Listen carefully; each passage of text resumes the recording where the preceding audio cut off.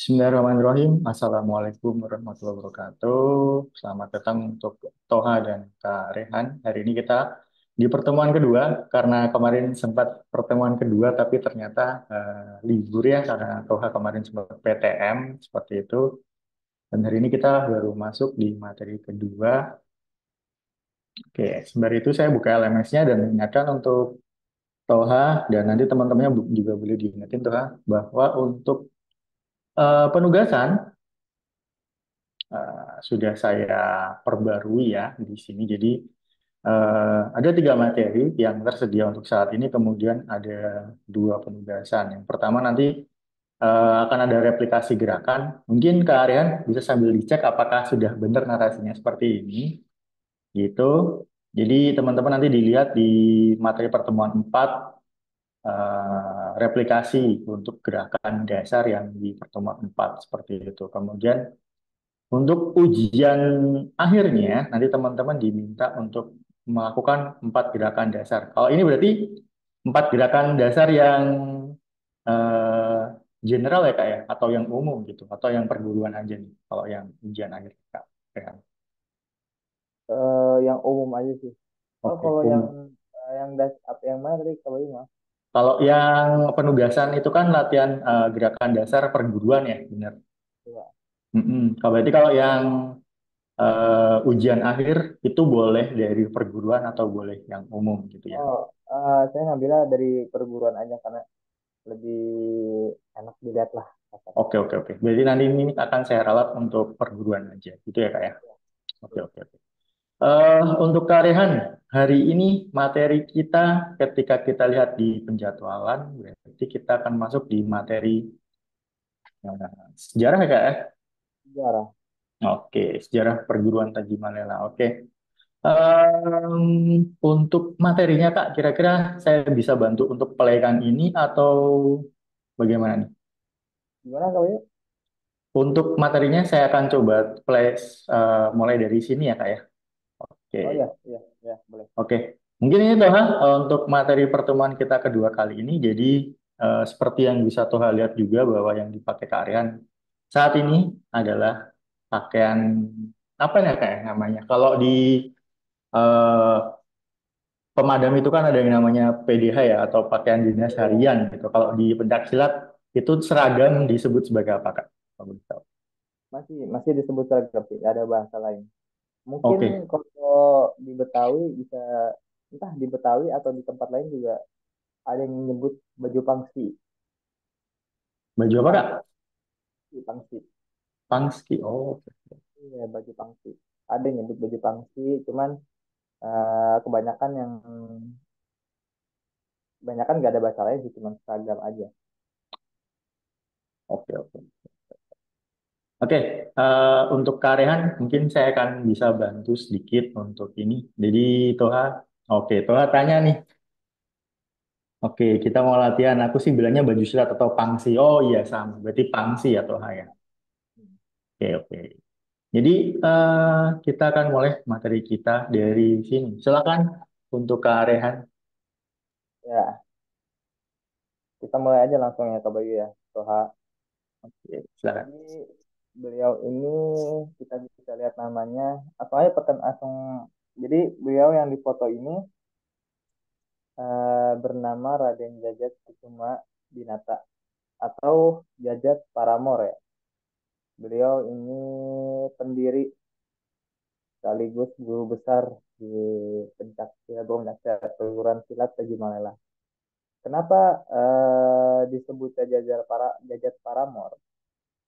Ya mungkin bisa aja lah. Nah, kita bertanya-tanya gitu kenapa Jajat Paramor? Karena nah, Paramor itu nama band, Iya benar, saya tadi juga sempat mikir kayak gitu. Benar ya, Paramore gitu. tapi bukan Paramor band Barat ya, Kabayu Soha. Jadi sekitar tahun berapa ya? Mungkin tahun 70-an, tahun sekitar di bawah 80-an ada band namanya band Paramor ya, tapi berasal dari Bandung, bukan band Barat. Nah, beliau ini kalau di Tajimalela kita manggil beliau dengan sebutan Kang Jajat. Nah, Beliau ini seorang musisi, Kak Bayu. Toha, beliau ini seorang musisi dan beliau asli orang Bandung. Ya. Letak pastinya atau letak ininya di daerah Dulatik, Bandung. Beliau tinggal di situ dan mendirikan Tajimala di situ. Boleh langsung dilanjut, Kak Bayu atau Toha? Oke. Eh, Nah, Kak, karena saya penasaran, boleh nggak kita coba sembari lihat juga band Paramore tuh yang kayak gimana sih? Gitu. Band boleh, Paramore boleh. Bandung ya berarti ya? Ya, para Bandung boleh dicek. Lagu-lagunya juga di YouTube masih ada. Oke. Berarti dia itu apa Oh ini nih, ada. perguruan tinggi silat sekaligus ini dong apa musisi ya dia. Ntar kita bahas, Toha. Hmm. Oke. Ini mungkin teman-teman ada Instagramnya ternyata. Jadi, oh bukan. Sorry, sorry, sorry, sorry, sorry, sorry. Saya coba Ntar buka dari di image-nya. Google aja, di Google aja. Oh yang ini ya Kak? Bukankah? Itu mah Paramore Barat. Maksudnya Paramore Barat. Yang mana sih? Oh itu yang gede itu ya? Oh itu ya? Nah iya itu. Yang ini ya? Ya. 72 ya benar. Oke, oke, oke. Oke. Nah, Pak, ini kayaknya lokal ya. Kalau yang ini kan yang barat. Oke. Yang Mungkin lokal. nanti kita bisa cek and recheck teman-teman uh, Ya. lebih lanjut tentang band Paramore. Saya juga baru tahu ada Paramore dari Bandung dan saya sekali sempat kepikiran ya Paramore gitu ya. Oke, kita lanjut. Nah, ternyata kalau teman-teman pernah lihat nggak atlet pencak silat yang ini? Ini zaman-zamannya Asian Games yang ke-18 kemarin. Oke, silakan Kak Rehan. Ini salah satu Bang. atlet yang membanggakan ya dari Ya, perguruan Tanjung salah satu. Malaya. Jadi seperti teman-teman lihat di foto ini dan ada namanya juga ya, namanya Hanifan Yudani Kusuma. Dia ini salah satu ya, bukan berarti satu-satunya, tapi salah satu atlet yang berbakat dan berprestasi juga untuk Taji Malela. Bahkan untuk pencaksilat Indonesia, Hanifan Yudani Kusuma ini, kenapa saya cuma ngambil satu foto? Karena Hanifan bisa dibilang ikonnya Taji Malela, Kabayo, untuk saat ini. Hadirlah sosok dia menjadi ikon untuk Taji Malela gitu. Dan ini posisinya ketika dia menang Asian Games.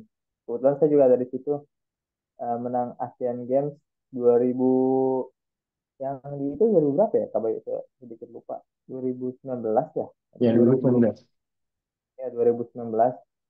Beliau ini lagi meluk Prabowo, Pak Prabowo dan Pak Jokowi. Nah, Hanifan ini bisa dibilang yang tadi saya bilang ikon serta motivasi anak-anak Tajimala untuk makin berprestasi, Kak Bayu dan teman-teman sekalian.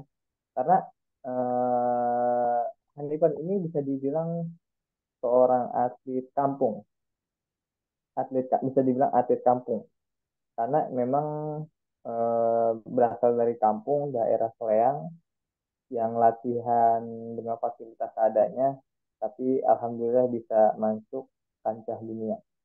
Boleh dilanjut Kak Bayu foto selanjutnya ya. Oke. Nah, sembari ini saya lanjutkan, saya mau tanya dulu nih Kak. Kalau untuk cabang yang dilakukan oleh Kak Hanifan Yudani ini, kalau boleh tahu dia yang pertunjukan silat sebagai seninya itu atau yang satu lawan satu, Kak?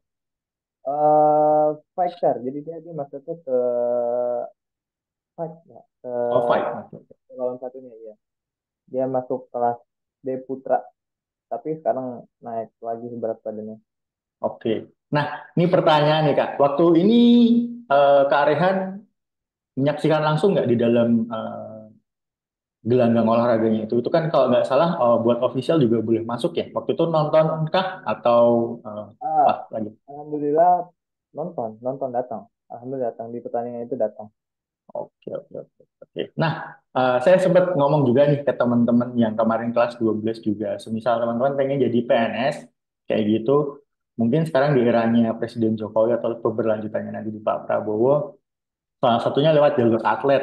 Nah, kan kemarin banyak isu yang beredar tuh kalau misal atlet bulu tangkis dapat emas, itu kan dapat uang, kemudian diangkat juga jadi PNS. Kalau untuk Kak Hanifan ini apakah juga diangkat sebagai PNS, Kak? Untuk kita bahas di ASEAN Games-nya aja dulu ya kayak.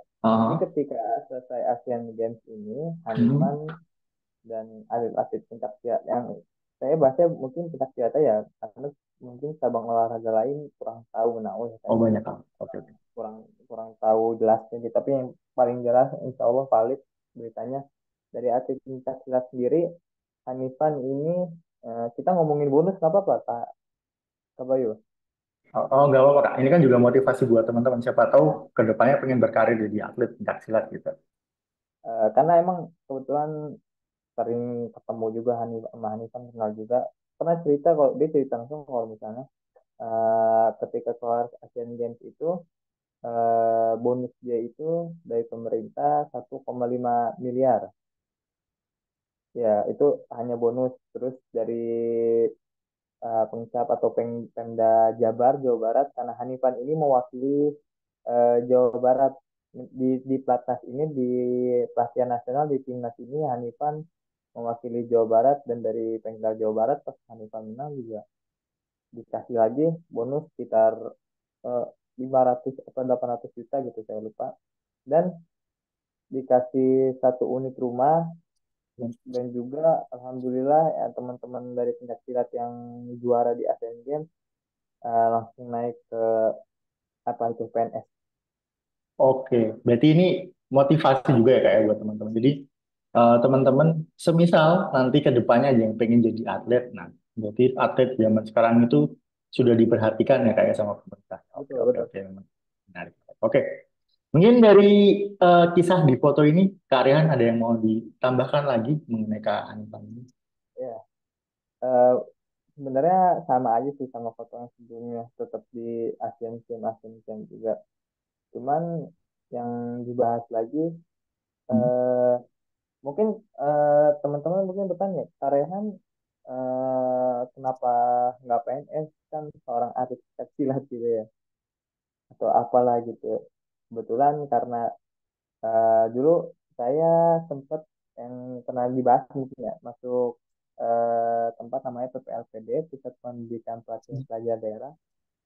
Kebetulan sehabis dari sana saya mengalami cedera yang cukup parah yang Oh, Toha pernah nanya kalau nggak salah ya cedera yang parah atau Mizulia yang nanya ya.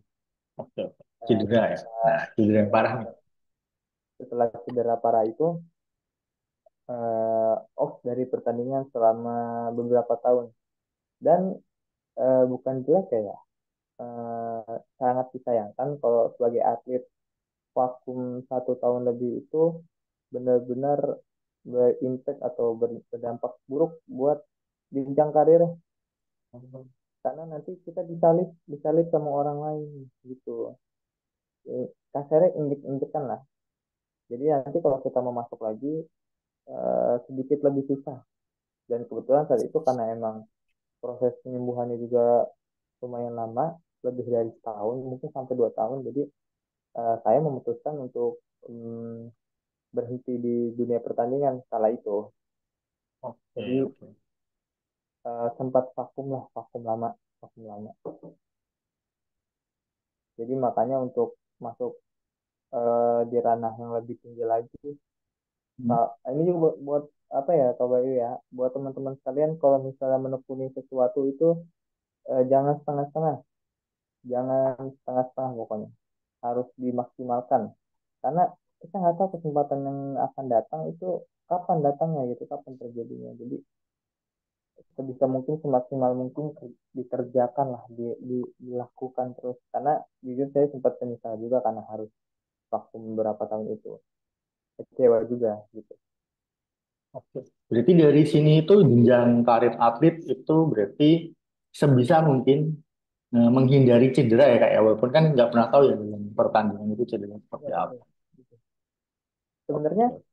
gini Hmm. Kak Bayu, kalau cedera dan misalnya ngejar ngejar lagi kita buat ngejar lagi ke porsi apa masuk ke ranah itu lagi bisa aja tapi dengan apa dengan cara yang lebih lebih lebih keras lagi gitu untuk mengejar apa ke ketinggalan segala macamnya gitu.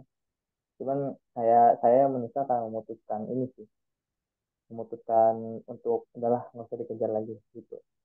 Tapi untuk di dunia pencak silat selalu aktif sih untuk masuk ke ranah atlet yang profesionalnya lagi Oh, di pemerintah gitu. oke. Kak, kalau boleh tahu, Kak Hanifan ini berasal dari eh, Padepokan di kota mana di Jawa Barat? Gitu kok bisa mewakili? Apakah dari Bandungnya sendiri atau dari Bandung kan ada dua tuh kota sama kabupaten, ataukah dari sekitaran Jabodetabek sini atau bagaimana? Sebenarnya saya pengen ngasih foto ayahandanya Hanifan karena sebelumnya karena ayahnya Hanifan ini di Tajimala itu jabatannya sebagai Dewan Guru Oh, di dulu. Tajimala ya, jadi sebagai Dewan Guru di Tajimala dan udah almarhum juga sih, sekitar 3 2 tahun lalu baru meninggal. Ada namanya Kang Dani, cuman saya nyari fotonya kemarin nggak ketemu Kak Bayu. Bukan nggak ketemu, Oke, sempat lupa juga buat ngasihin Kak Bayu. oke, oke, Berarti nggak apa-apa Hanifan Kak. sekarang ini. Nanti mungkin next kita kita spill kali ya. Nah, Oke. jadi Hanifan ini berasal dari Kabupaten Bandung Barat. Bukan Bandung Barat, Kabupaten Bandung, Soreang, Oh, Soreang, oke. daerah Mungkin di sini Soreang. ada yang orang teman-teman Orang domisili atau Soreang. pernah Bandung. Ya, kebetulan Hanifan juga sekarang buka tempat camp pelatihan khusus buat anak-anak Tajamala ke Soreang itu. Jadi kalau ada teman-teman yang mau datang ke Soreang belajar sama Hanifan langsung pasti di welcome kok, dibuka. Oke. Nah, dari teman-teman, adakah yang ingin ditanyakan dari Toha, Hafid maupun Filia? Nah, berarti ini dari peserta kita, Kak Rehan, ada dua cowok dan satu perempuan. Mungkin teman-teman ada yang mau ditanyakan dari Toha tentang ini? Oke. Jika enggak, saya ada pertanyaan satu lagi, Kak. Untuk mencapai atlet ya, atlet itu kan pasti berlatih dari kecil. Nah, kemudian kita tahu semua atlet itu pasti punya usia emas. Nah, kalau dari Kak Hanifan sendiri ini berlatih kira-kira dari usia berapa ya? Dan kalau menurut Kak Hanifan sendiri, di setiap cabang olahraga kan pasti beda-beda. Kalau di pencak silat sendiri, Kak, berapa sih usia emas dari atlet itu? Kalau kita sebutnya ini ya masa prime kali ya, masa-masa primanya ya, masa Oh, prime-nya. gitu, prima. Ya, kalau di anak-anak atlet nyebutnya gitu masa prime, masa-masa prima. Kalau buat Hanifan, kebetulan saya sama Hanifan itu selisih umurnya dekat ya. Hanifan mungkin sekarang umurnya sekitar 28 atau 29 sih, atau Oh, 27. Ya, Hanifan ini tergolong muda. Cuman kalau untuk keseluruhan atlet yang saya lihat ya, dan saya oke. rasakan sendiri, masa-masa prime-nya itu atau masa-masa emasnya atlet itu di kisaran umur SMA kelas 3 kira-kira umur berapa ya? Coba lihat. Berarti usia 17, 18. 17 sampai usia 25 tahunan. Oh, Itu pasti kebanyakan atlet eh, mendapatkan mode primanya, mode terbaiknya kisaran umur segitu. Karena kebanyakan setelah masuk masa SMA, pola pikir dan pola yang lain-lainnya dah makin berkembang menurut saya ya di dunia atlet, makin berkembang dan terus berkembang sampai umur 25, kebanyakan umur 25 ke atas atau 30 lah itu dalam cabang olahraga seperti silat ya, atau yang bisa dibilang olahraga bela diri lah, yang harus mengandalkan fisik segala macam lebih berat. Umur 30 itu sudah sudah bisa dibilang kurang prima sih. oke. Nah, berarti masa keemasannya itu berarti di usia 18 atau kelas 3 SMA sampai 25 gitu. Oke. Ya. Nah, pertanyaan tadi menanyakan itu yang tadi Kak. Kalau menurut kalian sendiri, kapan sih waktu yang mau mulai, misal teman-teman mau belajar atau mungkin nanti teman-teman kalau udah dewasa, punya anak kayak gitu. Dari usia berapa sih pencak silat ini mulai bisa diajarkan? Apalagi kan kemarin kalau kita lihat di video pengantar, banyak juga ya anak-anak kecil, mungkin usia SD kelas 1, 2 atau mungkin di bawahnya yang sudah ikut latihan juga gitu. Kalau usia termuda yang pernah kalian tahu dan biasanya di usia berapa sih mulai bisa masuk ke pencak silat ini sendiri? Kalau untuk mungkin usia yang benar-benar menekuni kali ya, kalau Hmm. buat ikut-ikut aja mungkin mungkin yang dari TK, SD, kelas 1, kelas 2, kelas 3 sih banyak. Cuman eh, walaupun namanya belajar nggak ada yang namanya telat ya kalau ya. Nggak ada artinya, nggak ada yang namanya telat untuk belajar. Cuman kalau memang kita niat kita untuk eh, jadi atlet yang profesional gitu atau kompetitif yang lebih jenjangnya lebih tinggi lagi, umur SMA baru mulai pun sebenarnya udah dibilang telat ya Kak Bayu. Karena kita baru masuk umur SMA gitu, umuran SMA. Jadi sebenarnya bisa dibilang telat. Dan kalau yang lebih bagusnya itu bisa diolah dari itu kelas 5 SD, kelas 6 SD. Dari mulai kelas 5 SD, kelas 6 SD sampai jenjang SMP SMA. Karena yang sebenarnya gini Kak Bayu, di dalam dunia atlet ini yang bukan menentukan juga, cuman paling banyak kontribusi terbesar dalam perkembangan dia di dunia atlet itu ketika masa SMP dan SMA Kak Bayu. Karena di SMP SMA ini banyak pertandingan yang resmi dari pemerintah yang digelar di usia SMP SMA, dan itu yang bakal jadi catatan buat melaju ke jenjang yang lebih tinggi lagi seperti Popda itu di usia SMP kelas 2 kelas 3, SMP kelas 2 sampai atas sampai SMA kelas 2, atau Popda, Popnas, Popilda itu karena usia-usia SMP SMA. Cuman kalau untuk mendidik agar lebih eh, agar lebih jadi apa bahasanya ya, agar makin matang lah gitu. Mungkin dari usia SD, dari kelas 5 SD mungkin itu bagi saya adalah usia yang paling bagus untuk memulai gitu. Karena di usia segitu eh, nggak apa ya, intinya bagus lah untuk mereka memulai seperti itu kalau Oke, jadi kalau mau mulai di usia sedini mungkin biar itu lebih bagus gitu ya. Nah, ya. teman-teman menindaklanjuti tadi mengingat sebagai peraih medali emas misal kayak gitu di cabang olahraga internasional, selain benefitnya itu tadi bisa di PNS, kemudian ada tunjangan juga di pemerintah. Nah, kalau untuk teman-teman yang sekarang lagi di tingkat SMA, saya dulu pernah dengar nih bahwa ketika teman-teman itu semisal menjadi seorang atlet kemudian berprestasi di tingkat nasional aja kayak gitu, teman-teman bisa masuk ke perguruan tinggi yang diinginkan melalui jalur prestasi seperti itu. Apalagi kalau teman-teman menanya di tingkat internasional itu akan lebih bagus lagi. Jadi semisal teman-teman di sini punya bakat atau minat di bidang olahraga, jadi jangan sungkan-sungkan untuk disalurkan gitu. Sedikit sharing nih Kak, dari siswa kami, sebenarnya dulu di kelas 12 tuh ada yang pencak silat kayak gitu, ikut berlatih juga. Nah, kemudian kalau di kelas 11 ini, tapi kayaknya anaknya nggak hadir sih. Nah, itu juga menekuni seni bela diri, tapi dia beda sih. Dia mengikutinya wushu kayak gitu. Wushunya yang dia ya, kayaknya dia ambil yang pedang, bukan yang tombak kayak gitu. Mungkin nanti teman-teman bisa menambahkan gitu. Oke, dari kalian mungkin ada yang mau ditambahkan tentang sejarah dan profil yang saat ini ditampilkan. eh yang mana nih Kak Bayu, mau lanjut lagi di Oke, nah sebentar teman-teman, ini ada link, jadi kita coba lihat linknya. Ini sudah disusun sama Kak Rehan. Sebentar.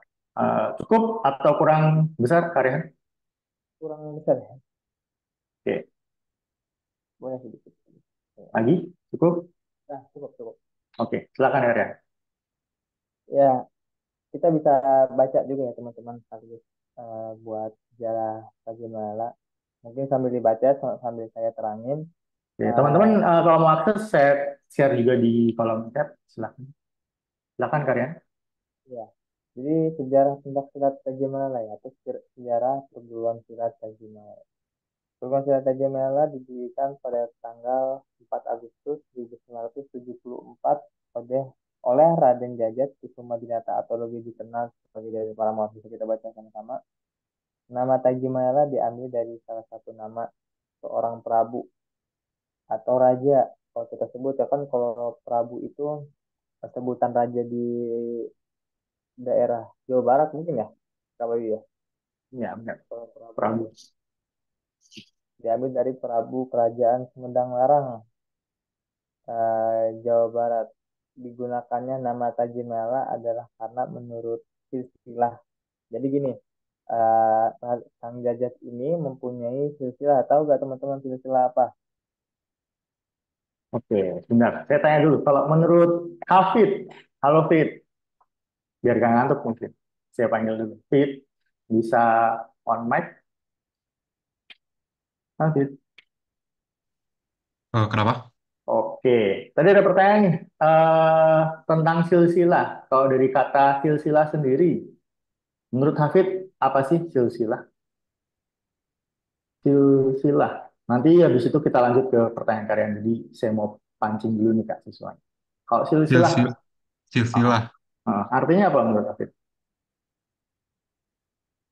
Eh, Kalau kita belajar tadi sejarah ada nih, Fit. tadi agak kelewat.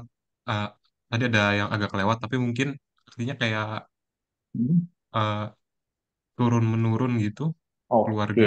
turun menurun. Nggak Jadi, nggak tahu soalnya tadi ada yang kelewat. oke nggak apa-apa.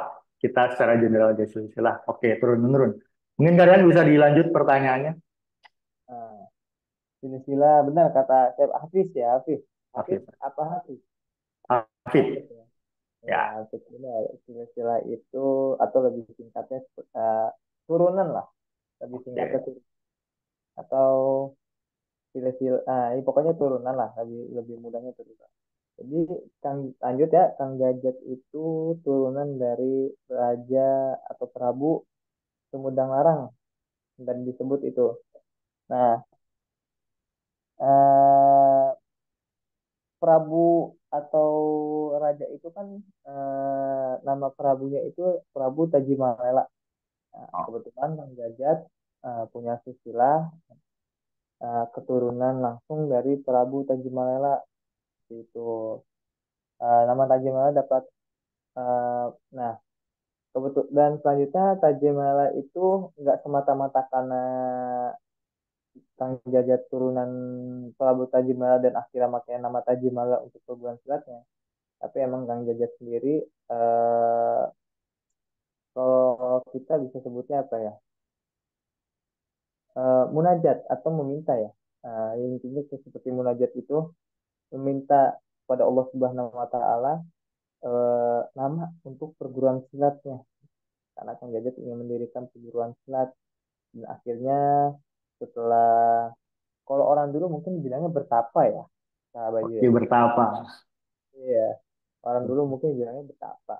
Tapi kan kalau zaman sekarang kalau kita ngomongin bertapa, eh, Nah, simpang siur. nah ini Kak, sebentar dulu Kak. Saya mau tanya dulu ke teman-teman. Di sini ada yang tahu nggak karena Gen Z ini kan saya juga harus tanya dulu nih. Ada yang tahu nggak sih istilah bertapa? Saya ganti ke Toha. Oh, Toha tahu nggak istilah bertapa? Tahu nggak Toha?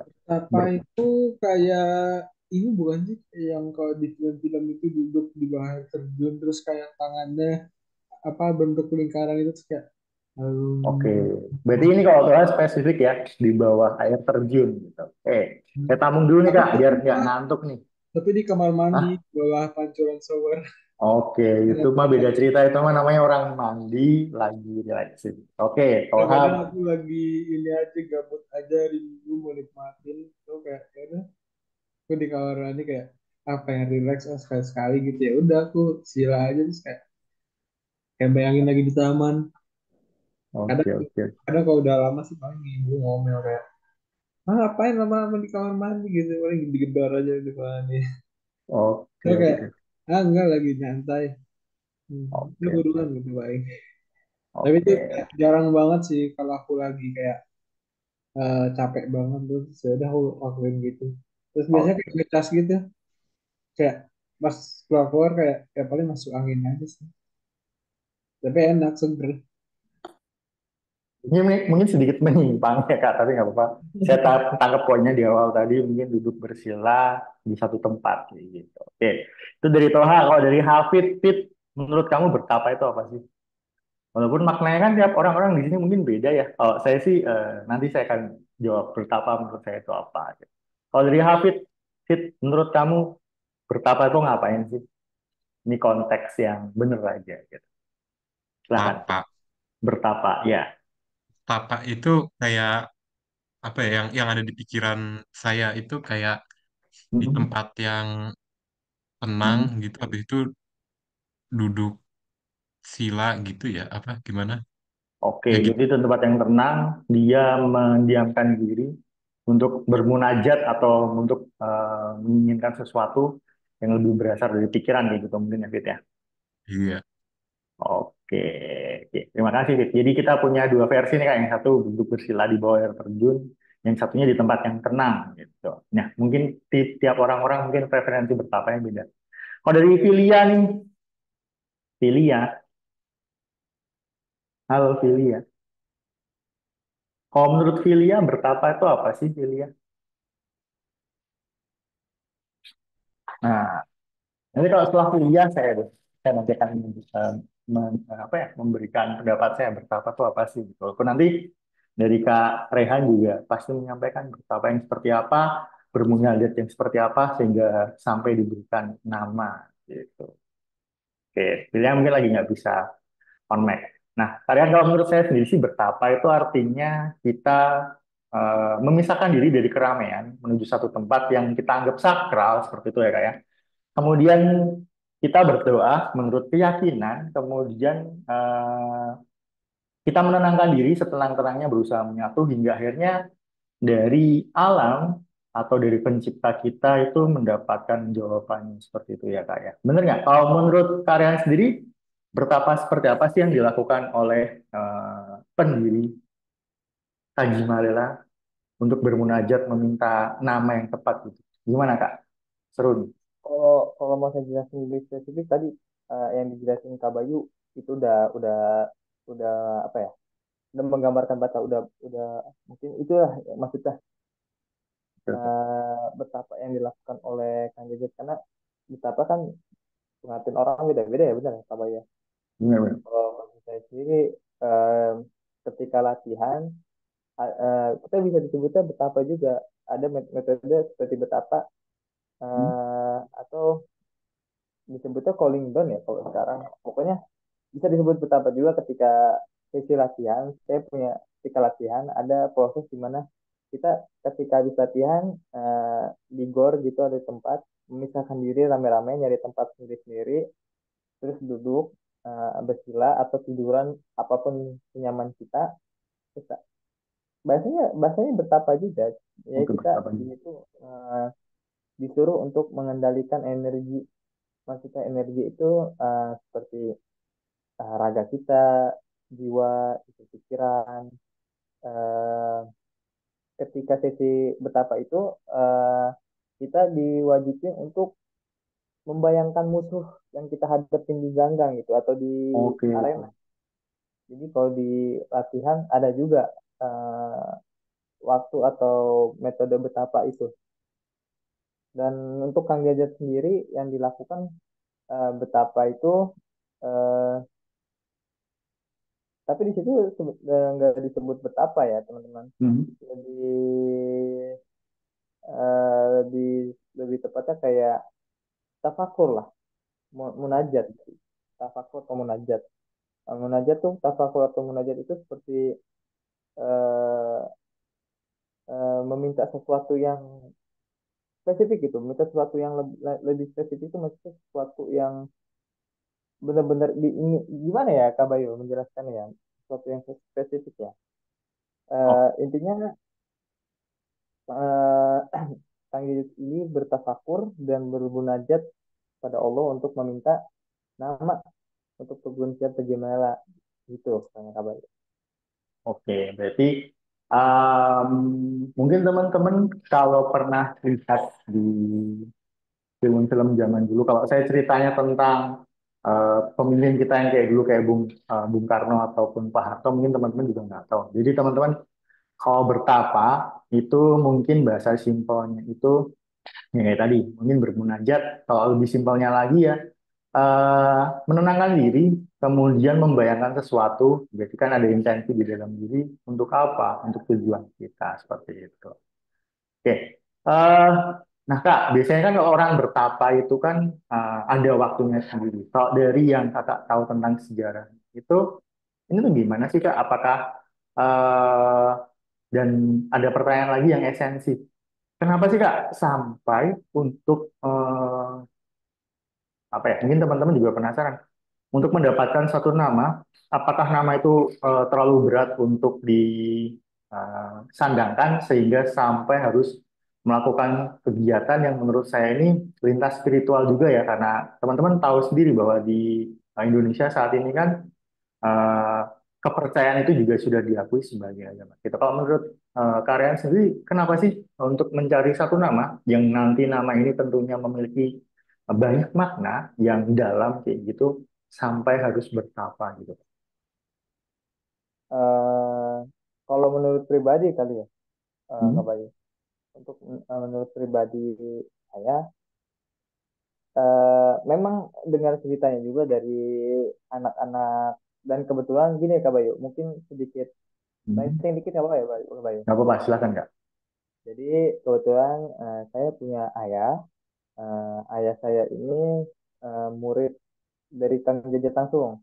Jadi ibaratkan tangan kanan dari Kang Jajat. Kang Jajat pergi kemana, bahkan tidur ditemenin segala macem. Pokoknya kemana-mana ditemenin sama ayah saya dulu pas muda. Jadi ayah saya salah satu murid pertama dari Kang Jajat ini. Jadi ketika dulu ayah saya kalau setiap ada jurus baru yang Kang Jajat dapat, pasti langsung dikasih ke ayah saya. Jadi itu Kak Bayu singkatnya. Nah, nah Nah, ini saya penasaran juga Kak. Eh, dapat jurus baru kayak gitu tuh dapat ilham dari mana ya Kak? Orang-orang zaman dulu. Saya juga dulu sempat kepikiran kalau teman-teman suka nonton film-film kungfu kayak film kungfu yang zaman dulu ya, yang pendekar pedang kayak gitu. Itu kan setiap seni bela diri itu pasti punya gerakan khas masing-masing. Bahkan seni bela diri silat di Jawa Tengah, di Jawa Timur banyak banget mereka punya semacam kayak gerakan masing-masing. Nah, ilham dari gerakan itu dari mana sih Kak? Silakan. mungkin kalau dari Kang Jajat mungkin ya kita bahas Kang Jajat ya Kak Bayu. Untuk Kang Jajat, kebetulan Kang Jajat juga bikin silat nggak semena-mena dia bikin jurus sendiri Kak Bayu. Nggak semena-mena ngasal aja gitu gerakannya segala macamnya sih. Kan, tapi Kang Jajat sendiri pun eh, mungkin bisa puluhan atau lebih nggak sampai ratusan mungkin tapi puluhan lah gitu perguruan silat ya, atau perguruan bela diri manapun yang Kang Jajat datangi atau Kang Jajat belajar di tempat itu jadi gitu kemarin. Jadi untuk eh, jurus-jurus Tajimara sendiri tercipta dari Kang Jajat melalui improv eh, Kang Jajat sendiri dari jurus-jurus perguruan luar, jurus-jurus perguruan lain, bahkan ada unsur kungfu, taekwondo, karate, segala macam apa bela diri yang dirangkum atau diringkas lagi lebih lebih lebih efektif gitu oleh Kang Jajat. Jadi kalau detailnya sendiri sih saya kurang tahu ya, cuman apa yang diceritakan dari ayah saya sendiri pun seperti itu bahwa Kang Jajat eh, setiap ingin tidur eh, sambil kalau di musim itu berzikir dan sambil lagi berzikir tiba-tiba bangunin ayah saya buat nih jurus ini nih gini gini gini jadi sambil berpikir gitu mengimprov jurus-jurus baru gitu jadi apa seperti ini efektif jurus seperti ini gitu jurus apa seperti ini efektif gerakan ini efektif atau tidaknya gitu Kak Bayu.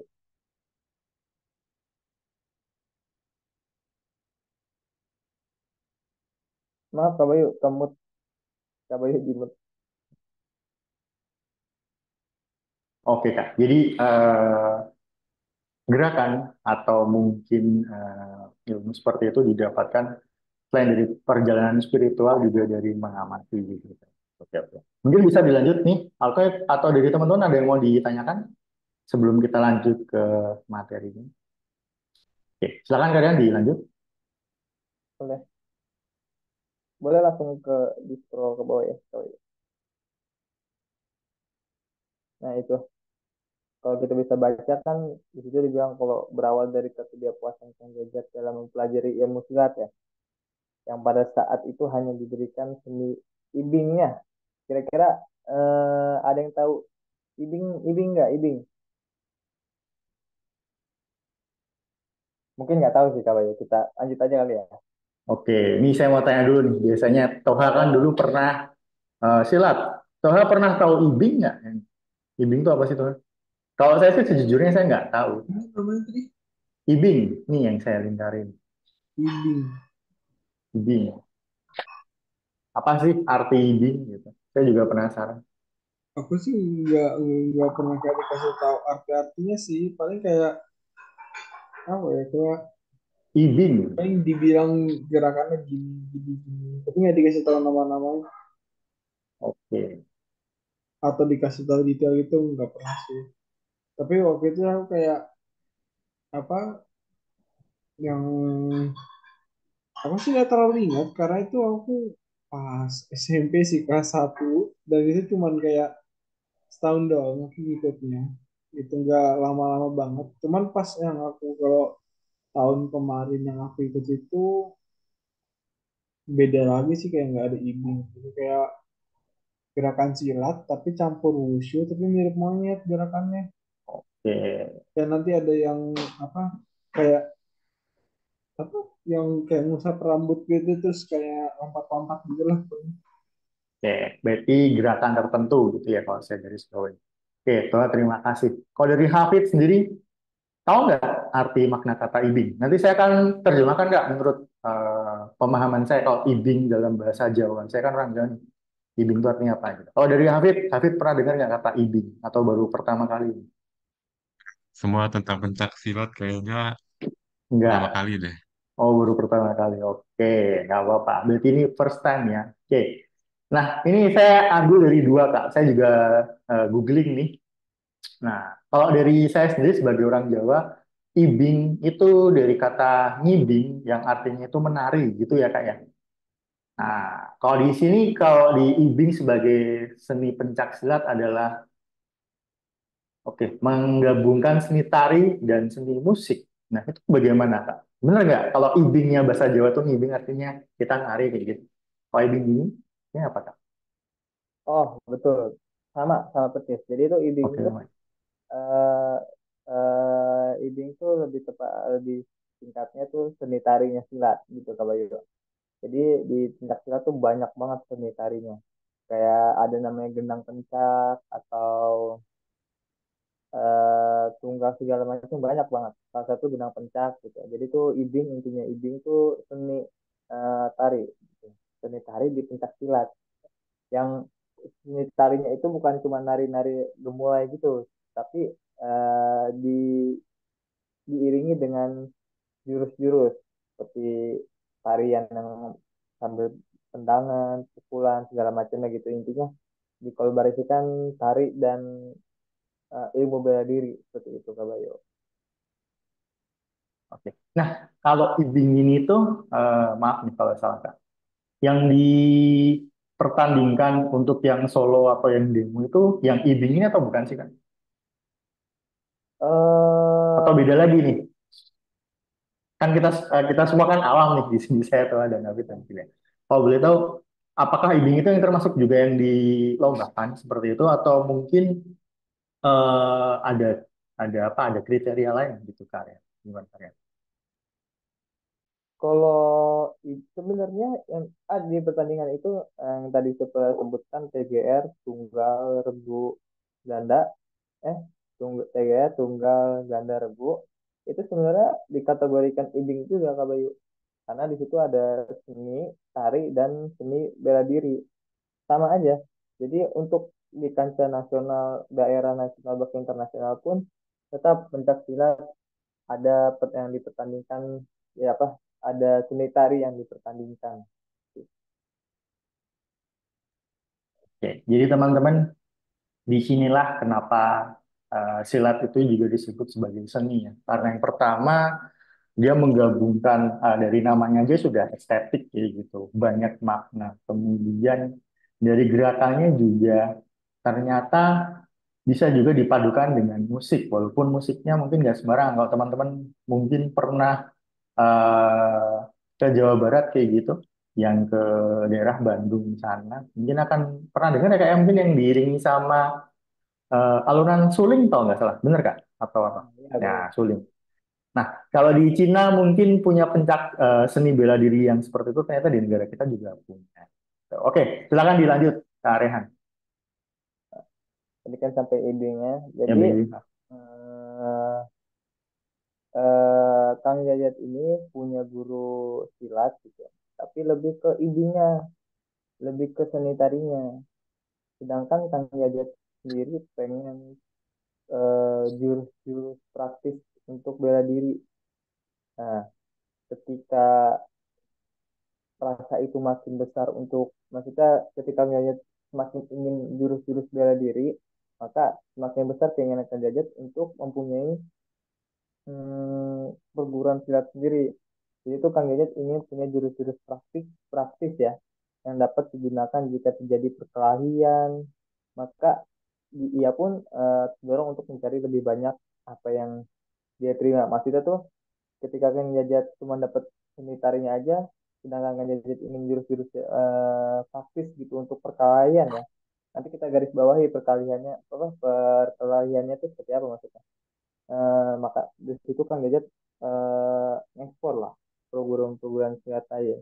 Yang maksud tadi saya perkelahiannya itu karena dulu cerita dapat cerita atau dapat ya intinya dapat cerita di zaman itu tuh daerah Bandung itu banyak banget namanya apa Jeger atau Jeger preman atau Oke, begal lah segala jadi. macam kayak gitu ya yang preman-preman gitu maksudnya banyak banyak banget orang yang meresahkan gitu. Oke. Jadi Kang Nah, Yayat pengen punya kalau ilmu. teman-teman, nah, masuk sedikit kan. Kalau teman-teman pernah lihat film Dilan, Toha, Dilan, Hafid, Delia pasti suka Dilan. Toha pernah lihat Dilan nggak? Gimana geng motor, kemudian banyak Nah, anak-anak coba berandalan gitu. Hah? seru banget tuh tiba-tiba Nah, di kantinnya gelut deh di kantinnya tiba-tiba. Waduh. oke. Nah, kalau Hafid ya pasti pernah lihat film Dilan juga di mana banyak banget orang-orang tiba-tiba. Jadi saya ceritakan sedikit teman-teman. Jadi jangankan zaman dulu ya, ini di tahun berapa Kak? 75 80-an mungkin ya. Nah, saya pun yang kelahiran 92, dulu ketika saya SD berarti di 98 sampai 97 itu nggak kayak sekarang gitu. Kalau zaman dulu eh ini bukannya menormalisir kekerasan, tapi zaman dulu itu ketika anak sekolah ketemu sama anak sekolah lain itu kemungkinan besar kalau itu bukan sekolah teman nanti akan ribut ya gitu. Tapi kan zaman sekarang di Depok jarang ya, apalagi teman-teman ini sekolahnya di sekolah swasta gitu. Kalau di sekolah negeri, apalagi yang sekolahnya itu banyak apa ya, ibaratnya banyak sekitarnya itu sekolah lainnya kayak gitu, biasanya sering kayak gitu. Nah, eh, itu dari saya zaman SD, kemudian SMP, SMA banyak kayak gitu. Nah, mungkin teman-teman bersyukur di zaman sekarang itu hal-hal seperti itu udah jauh. Apalagi kalau teman-teman sekarang keluar malam pun aman gitu. Beda sama zaman dulu teman-teman. Zaman dulu di saat di usia ini di tahun 75 80-an itu di mana kekerasan atau mungkin orang banyak yang kalau zaman sekarang kan kita lihat kayak minuman keras ya kayak itu kan eh, dibatasi. Kalau zaman dulu mungkin di zamannya era Presiden Soeharto itu banyak banget preman, jagger tadi, kemudian kalau ke pasar itu identiknya kalau di pojokan pasar itu kayak tempat sarana preman kayak gitu. Nah, dari situlah ternyata bagaimana jurus praktis bisa digunakan. Nah, pasti ada pertanyaan nih Kak. Kalau zaman sekarang kan zamannya Toha Hafid dan Filia kan sudah zaman damai nih Gen Z gitu. Fungsi pencak silat sendiri menurut Kak Rehan masih bisa digunakan untuk apa, Kak? Gitu. Kalau saya sendiri sih sebagai cowok, cowok ya, kalau teman-teman nanti ngerantau itu pasti butuh pertahanan diri. Kalau menurut Kak Rehan sendiri, kenapa sih Gen Z sekarang itu harus tetap belajar seni bela diri walaupun sekarang aman di mana-mana mungkin bisa lapor polisi. Silakan Kak Rehan. Eh, Mungkin kalau kita sebut aman memang aman ya, ya Hmm. kabayang zaman sekarang gitu. Tapi kenapa sih untuk generasi-generasi Gen Z gitu? eh, Buat apa sih gitu belajar silat jika ada pertanyaan seperti itu? Buat apa belajar bela diri gitu? eh ini mungkin alasan yang lebih ini ya, lebih masuk akal. Kalau misalnya saya bilang alasannya untuk bela diri dari kejahatan segala macam, mungkin itu hanya berapa persen lah eh, yang bakal terjadi gitu. Cuman ini lebih masuk akal aja. Generasi Gen Z itu kebanyakan generasi rebahan, benar nggak Kak Bayu? Oh iya benar. Ya, Banyak kan. bukan Maksudnya ya menghina ya, teman-teman. bukan menghina ya, bukan menjeleki atau segala macam. Karena memang zaman sekarang teknologi canggih, kita bisa ngelakuin apa-apa tuh dari rumah melalui internet segala macam gitu. Tapi kalau misalnya kita ikut pencak silat atau bela diri lain, eh, eh, kita di situ bisa simpelnya kita bisa olahraga gitu. Jadi kita olahraga dapat, tubuh sehat dapat, eh bela diri dapat, ketenangan jiwa di pencak silat itu pasti diajarin namanya cara menenangkan jiwa, eh, mereda amarah, mereda mereda amarah, apa menghilangkan rasa dendam segala macam itu dapat. Jadi di pencak silat pun olah rasa, olahraga sama olah jiwa. Jadi olah rasa kita dapat, olahraga maksudnya berolahraga kita dapat. Olah rasa itu menurut saya itu olah rasa itu seperti eh, apa namanya eh, kita bersosialisasi gitu, maksud intinya seperti itulah cara kita bersosialisasi itu salah satunya ada dalam olah rasa gitu, dan olahraga kita dapat dalam olahraga kita dapat di tingkat silat, terus tadi olah rasa, olahraga, olah jiwa tuh maksudnya apa, seperti di Tajimala ada nama apa, Tajimala kan punya singkatan taklukkan Tajimala gitu. Tak, taklukkan nafsu jahat dalam diri. Itu termasuk dalam olah jiwa. Kita taklukkan nafsu jahat dalam diri, eh, membentengi diri kita dari hal-hal jahat, hal-hal yang merugikan lah. Terus tajimala, taji jiwa murni, pangkal keluruhan budi. Jadi di tingkat silat kita diajari untuk menjadi orang yang jiwanya murni, kepribadiannya yang luhur.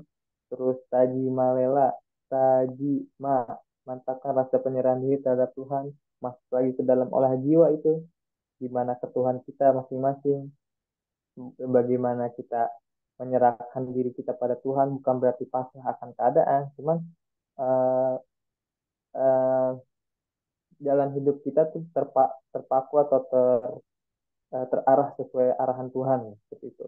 Mantapkan rasa penyerahan diri terhadap Tuhan, lekatkan tajimale, lekatkan keberanian di taraf kebenaran. Maksudnya itu lekatkan kebenaran di taraf kebenaran itu, jika ada hal yang benar maka bela, tapi jika ada hal yang salah jauhi. Maksudnya gini, kalau orang ngelakuin kejahatan, lawan, jangan diam. Tapi jika ada orang ngelakuin kebenaran, dukung, jangan diam juga. Seperti itulah simpelnya. Jadi takutkan nafsu jahat dan jiwa murid maka keluruhan budi, mantapkan rasa penyerahan diri tetap Tuhan, tingkatkan keberanian di taraf kebenaran, terakhirlah lampangkan rasa kerendahan hati di mata kesombongan. Jangan jadi manusia yang sombong, intinya itu. Apapun Oke. kebiasaan kita, apapun keahlian kita, siapapun kita, intinya jangan pernah sombong. Jadi intinya Gen Z itu banyak banget hal positif ketika, jangankan Gen Z, semua kalangan itu banyak banget hal-hal yang positif yang didapat ketika belajar bela diri, bahkan atau belajar pencaksilat itu sendiri. Oke, mungkin oke. Terima kasih Karen. Jadi penting banget selain biar kita bergerak sebagainya ya rebahan gitu. Yang terpenting adalah tiga hal teman-teman kalau tadi saya garis bawahi. Mind, body, and soul. Gitu. Jadi pikiran, kemudian raga kita, kemudian jiwa kita itu terlatih. Gitu. Oke, kalian silakan dilanjutkan.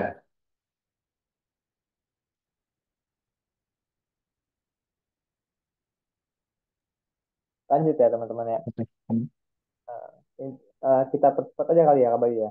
Oh, silakan Kak.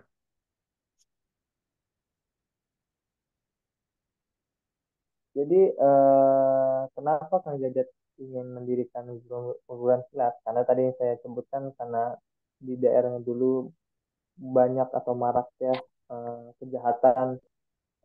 Makanya Kang Jajat itu butuh gerakan-gerakan bela diri yang ringkas. Dan itulah asal muasal kenapa Tajimala disebut perguruan bela diri ringkas.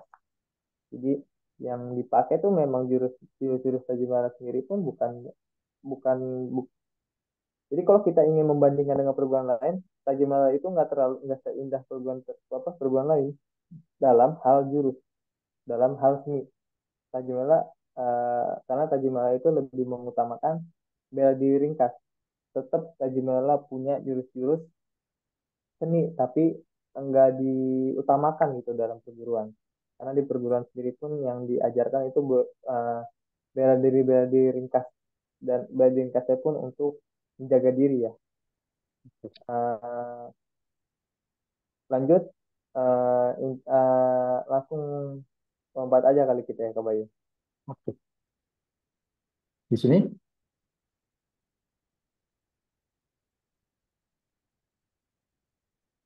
Intinya jadi ada ceritanya yang Kang Jajat itu punya cita-cita dan keinginan yang begitu kuat dan di, tidak ditindaklanjuti. Maksudnya itu terhalang. Tapi ketika beliau terhalangnya itu karena keadaan. Karena beliau itu nggak nemu-nemu juga guru-guru yang pas untuk dia pelajari silat bela diri ringkas itu. Akhirnya beliau dengan sering beliau ini dapat perguruan silat Tajidala itu dengan cara berpuasa, mengunjungi tempat-tempat pertapaan. Maksudnya kalau zaman dulu mungkin tempat-tempat ziarah ya, disebutnya tempat-tempat ziarah. Yaitu waktu itu Kang Jajat meninggalkan rumah selama 4 hari. Kang Jajat meninggalkan rumah selama 4 hari. Sampai di rumah Kang Jajat berada dalam keadaan shock. Jadi kalau ketika Kang Jajat setelah perjalanan mencari jati diri selama 4 hari, pulang ke rumah tuh Kang Jajat shock, nggak bisa ngomong tuh. 4 hari kemudian setelah 4 hari kemudian lagi baru Kang Jajat bisa ngomong. Ketika Kang Jajat bisa ngomong langsung menceritakan cerita menceritakan kisahnya kepada kakaknya itu. Jadi Rita Jemal itu punya guru besar dalam bela diri itu namanya Kang Jajat. Maaf nih Kak Bayu, sekali lagi saya lupa ngasih fotonya. oh, Tapi dan Rita Jemala juga punya guru besar dalam hal spiritual.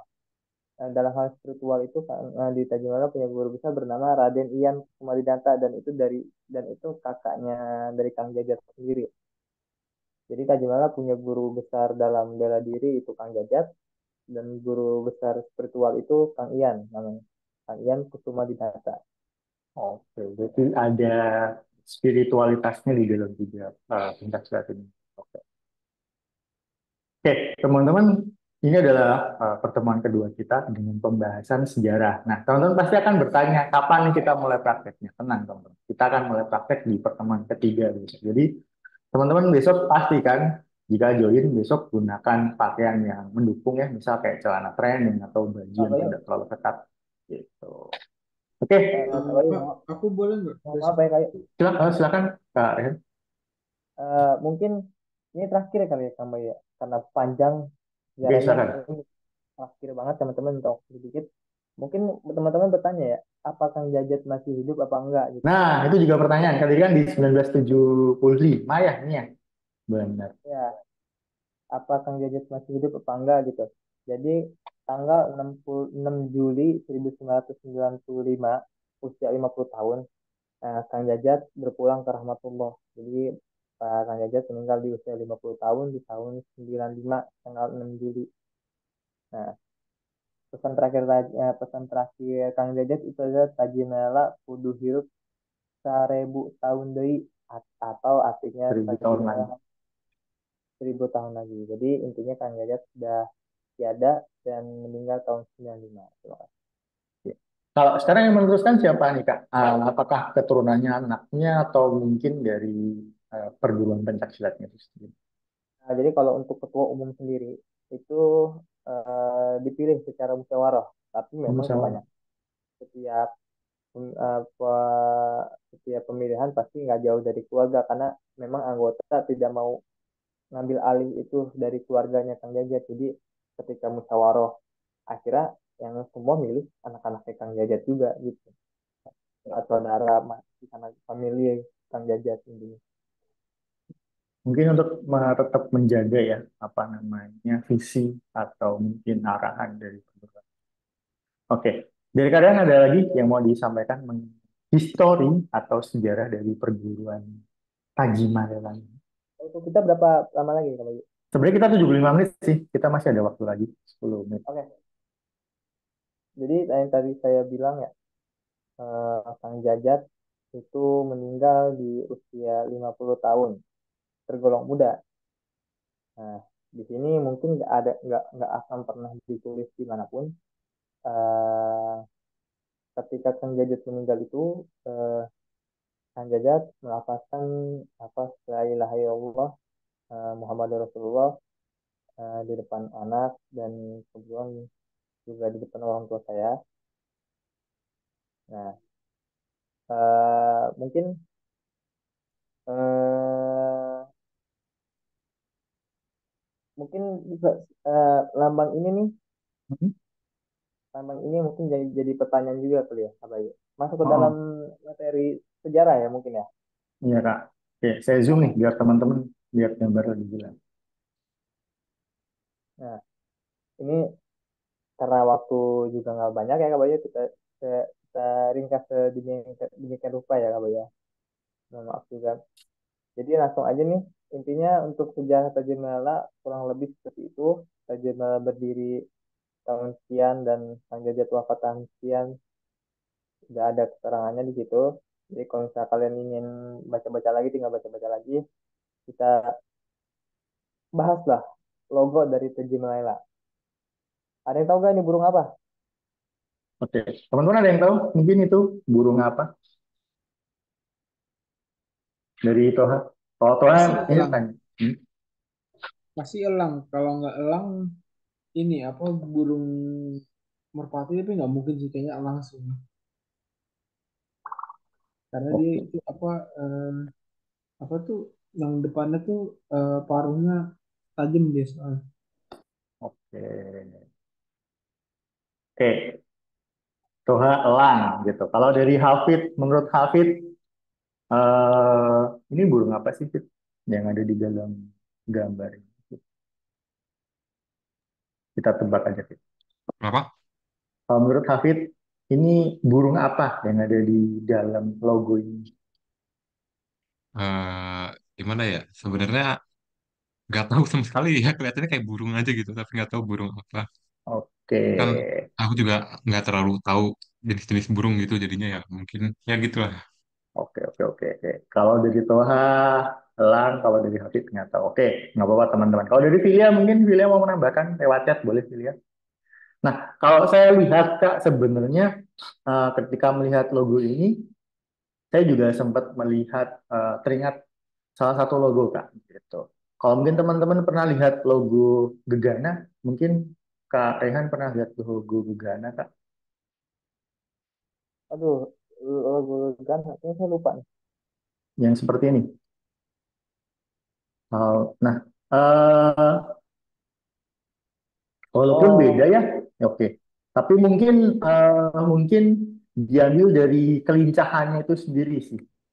Nah, kalau saya pribadi mungkin kayaknya ini eh, kalau nggak merpati gagak gitu Kak. Bener nggak Kak? Apa nih Kak? betul. Ini burung gagak jadi Oh gagak, oke oke. burung gagak. Ini itu burung gagak.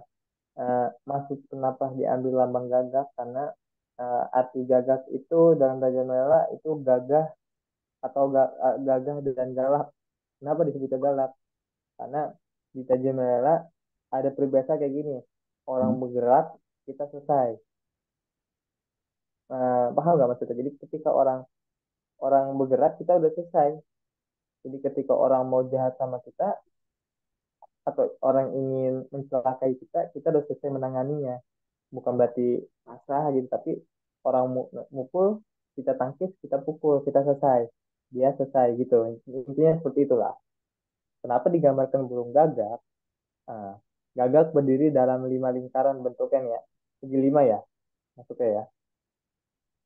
Kalau segini kelihatan kali ya, kalau ya teman-teman. Kelihatan-kelihatan, Kak.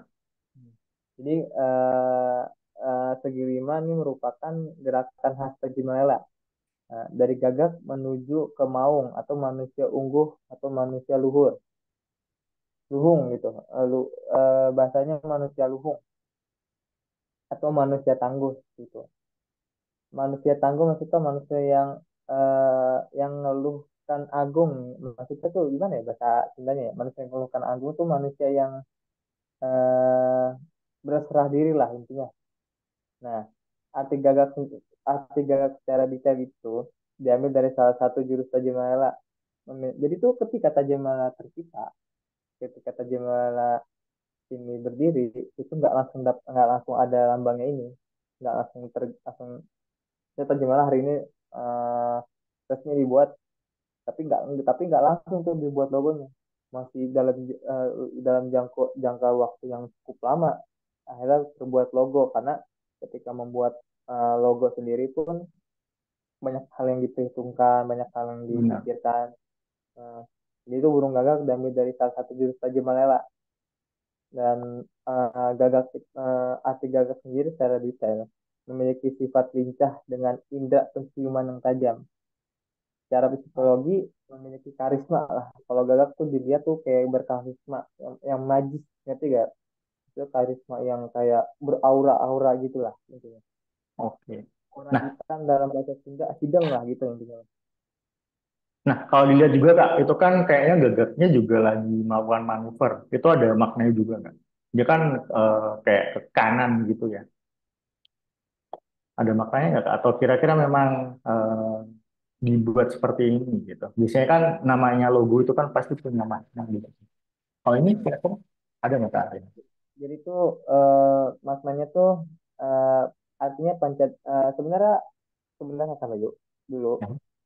eh, gagak gagak kayak gambar gagak kayak ini tangannya nggak ke bawah gini nih tapi Oke. tangannya tangan satunya ke atas ini nih. Kelihatan nggak ya saya kelihatan nggak. Ah, Nah jadi itu lambangnya dulu seperti itu. Nggak dua-duanya di bawah tapi satu satu satu sayapnya ke atas gitu yang mengartikan pancalima atau pancadharma. Nah, masuk Pancadharma itu masuk tadi tuh Tajimalela itu Pancadharmanya. Jadi filosofinya mah sebenarnya itu kabar cuman karena satu dua hal akhirnya direvisi untuk dijadikan logo seperti ini. Jadi sebenarnya mah arti dari logo gagak ini yaitu gagah dan galak dan yang oke, tadi saya gagah bilang dan galak gitu ya. Karena kewibawaannya dan apalagi itu gagah hitam, jadi lebih berwibawa. eh, Oke, menarik teman-teman. Jadi ternyata bukan hanya nama saja yang memiliki makna, ingat logo juga memiliki makna seperti itu. Kemudian berdirinya pun juga penuh makna ya kearehannya. Jadi nggak serta-merta berdiri, kemudian namanya pun juga butuh proses. Tadi kalau teman-teman dengarkan, ini membutuhkan bertapa juga untuk bermunajat untuk mendapatkan nama yang kira-kira bisa mewakili keluhuran ataupun pesan dari perguruan pencaksilat Tajimalela. Oke, mantap. Oke, teman-teman, ada yang mau ditanyakan mengenai pertemuan kita hari ini? Kita masih ada waktu 1 menit.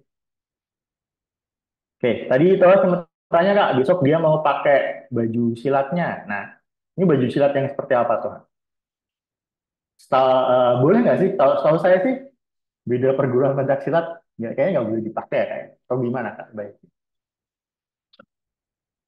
sebenarnya sah-sah aja kalau cuman dalam perguruan silat itu punya adat masing-masing lah, punya eh, bukan larangan sih sebenarnya, lebih ke adat aja. Jadi kalau memang kita datang ke perguruan A, jangan bawa nama perguruan kita gitu. Oh gitu. Ya, kalau Kalau kita ini datang, buat keperluan sekolah, better teman-teman pakai baju tapi kalau tapi baju kalau relax aja sama training atau gimana? tapi kalau emang siapa Toha ya, Toha mau pakai Wah, nggak apa-apa. Saya sendiri pun memang izin karena emang saya dulu latihan bukan orang Tajimala doang, banyak gitu dari perguruan-perguruan lain.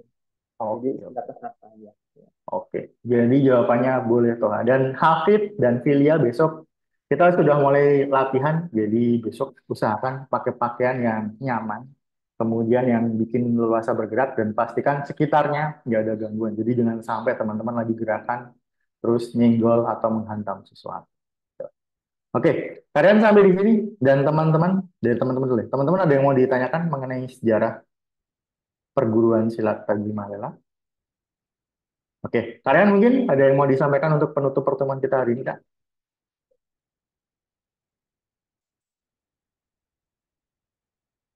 Masih di mute, Kak.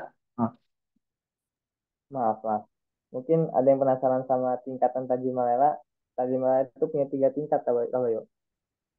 ah, Ada tingkat dasar, lanjutan, pendekar. oke, Nah, kalau buat kalian semua misalnya ikut Tajimalela itu masuk ke dasar. Nah, itu nanti dari dasar satu, nanti kita latihan itu dasar satu itu punya 8 jurus, dasar dua punya 8 jurus, sampai dasar 4. Seperti itu Kak Bayu. Sampai dasar oke, 4 baru masuk ke tingkat lanjutan dasar sampai sampai 8 dasar. Jadi eh, dari 4 ke 8 itu masuk ke tingkat lanjutan, baru setelah itu dites kalau di Raja Mala akhirnya masuk dalam pendekar. Kebetulan kalau saya sendiri eh, ada di posisi pendekar. Cuman pendekar dibagi tiga juga Kak Bayu. Ada pendekar muda, Madia, sama utama. Nah, saya masuknya masih pendekar muda seperti itu. oke.